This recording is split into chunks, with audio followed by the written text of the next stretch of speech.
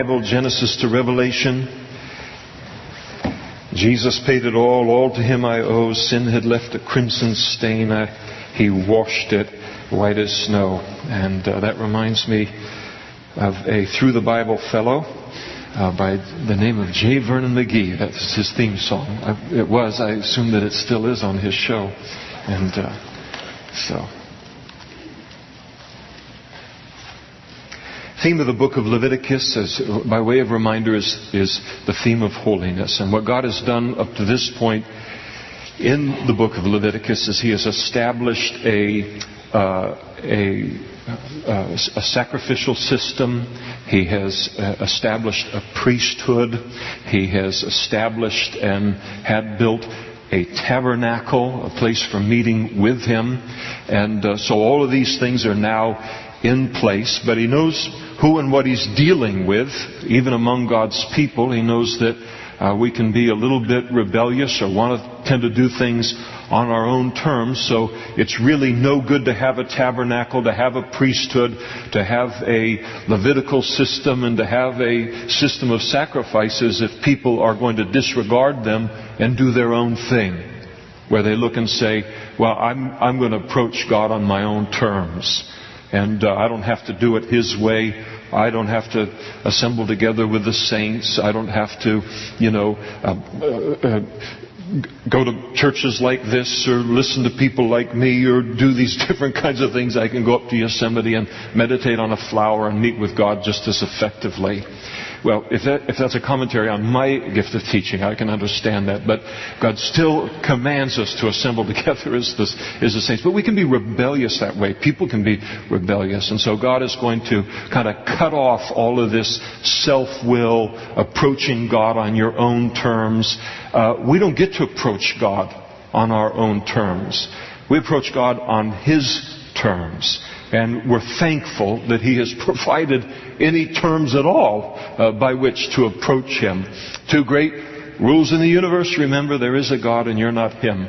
And keeps us humble. And so He's going to tie up some loose ends here. And the Lord spoke to Moses saying, "Speak to Aaron, to his sons, and to all of the children of Israel, and say to them, this is the thing which the Lord has commanded, saying, whatever man of the house of Israel who kills an ox or lamb or goat in the camp, or who kills it outside of the camp and does not bring it to the door of the tabernacle of meeting to offer an offering to the Lord before the tabernacle of the Lord, the guilt of bloodshed shall be imputed to that man.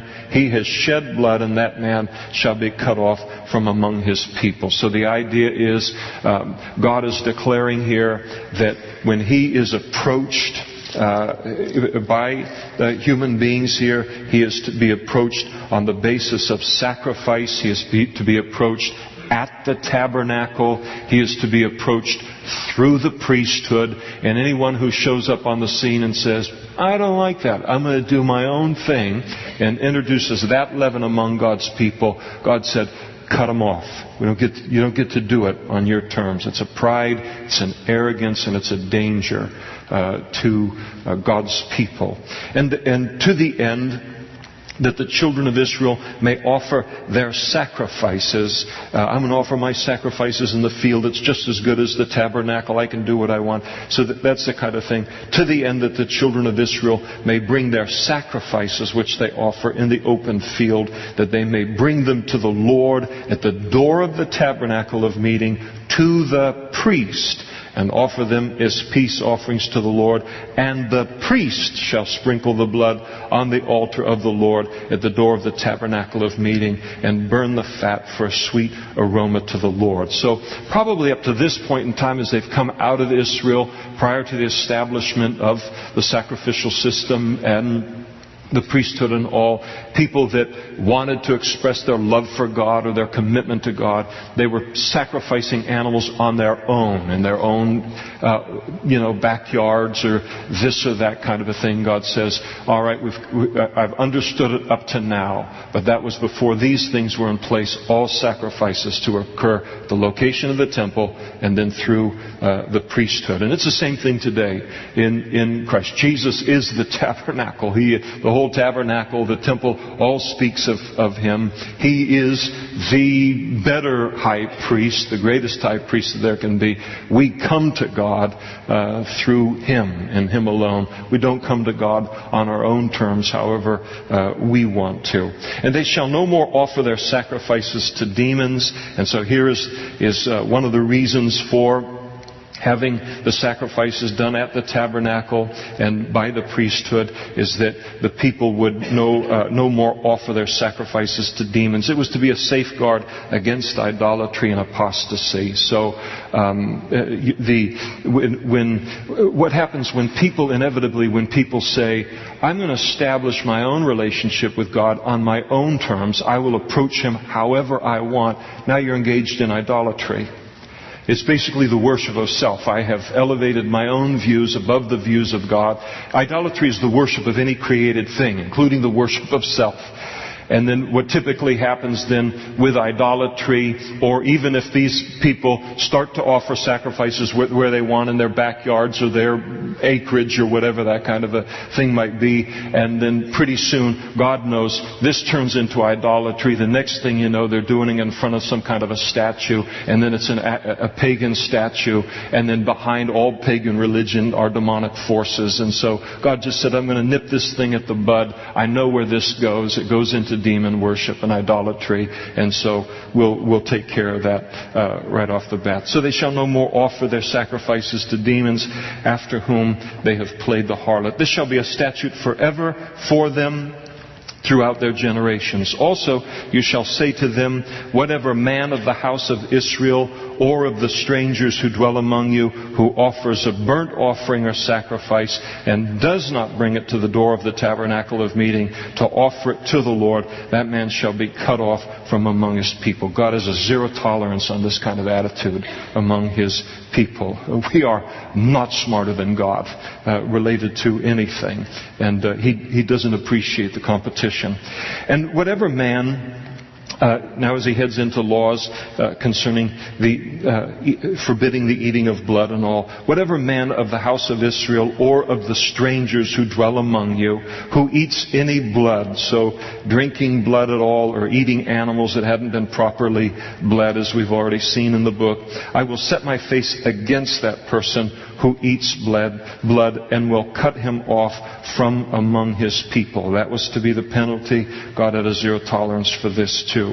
And here's why the blood was to be honored. The animals, before they could be, when they were sacrificed, before they could be eaten, they were to be bled. And of course, we live in the United States of America, we live in a culture that is dominated by the Bible, at least in its foundation. And so, the meat that we get in the stores and all, unless you're looking for something extraordinary, it's all bled meat. And so, but here is the reason for it. God didn't want them eating flesh that hadn't been properly bled. Certainly didn't want them drinking or eating any kind of blood products. Here's the reason: for the life of the flesh is in the blood. And those of you who may be in medical school or some kind of training or something where you, or maybe even self-training where you have a deep, deep knowledge of blood, I ought to turn the pulpit over to you right now and you could begin to just speak about how the life of the body is in the blood. And what happens through the blood in the body, what's transferred through the body, impossible to have life without it and all. And so it's a study in its own right.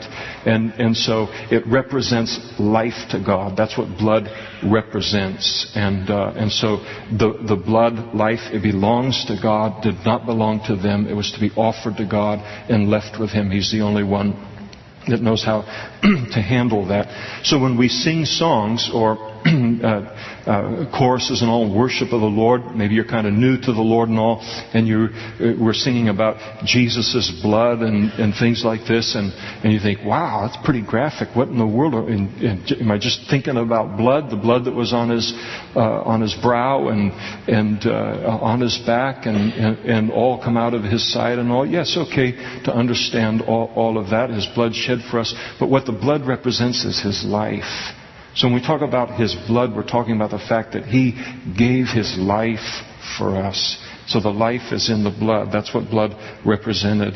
For the life of the flesh is in the blood, and I have given it to you upon the altar to make atonement for your souls. For it is the blood that makes atonement for the soul. And therefore I said to the children of Israel, no one among you shall eat blood, nor shall any stranger who dwells among you eat blood. Whatever man of the children of Israel or of the strangers who dwells among you, who hunts or catches any animal or bird that it may be eaten, he shall pour out its blood and cover it with dust. And so here you have hunters. They're going out. They're not killing domesticated animals. These are non-sacrifice animals. God even steps in and says, if you kill an animal for food, you have to bleed that animal. That blood is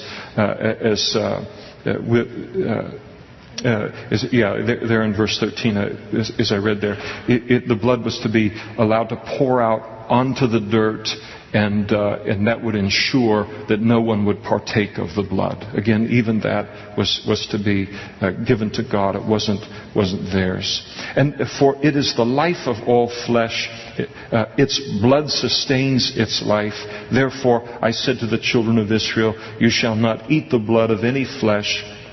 For the life of all flesh is its blood. Whoever eats it shall be cut off.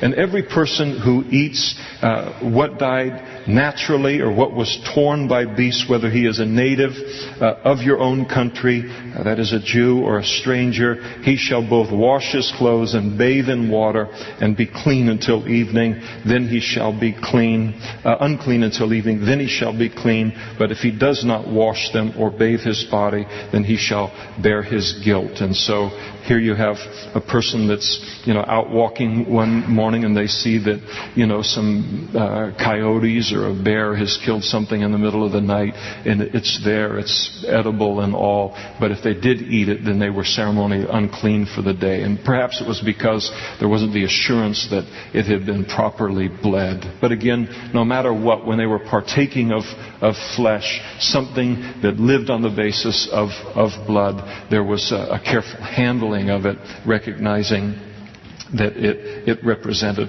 life. Now here we come into chapter 18. And then the Lord spoke to Moses, saying, speak to the children of Israel and say to them, I am the Lord your God. And according to the doings of the land of Egypt, where you dwelt, you shall not do. And according to the doings of the land of Canaan, where I am bringing you, you shall not do, nor shall you walk in their ordinances. You shall observe my judgments and keep my ordinances to walk in them. I am the Lord your God. And you shall therefore keep my statutes and my judgments, which if a man does, he shall live by them. I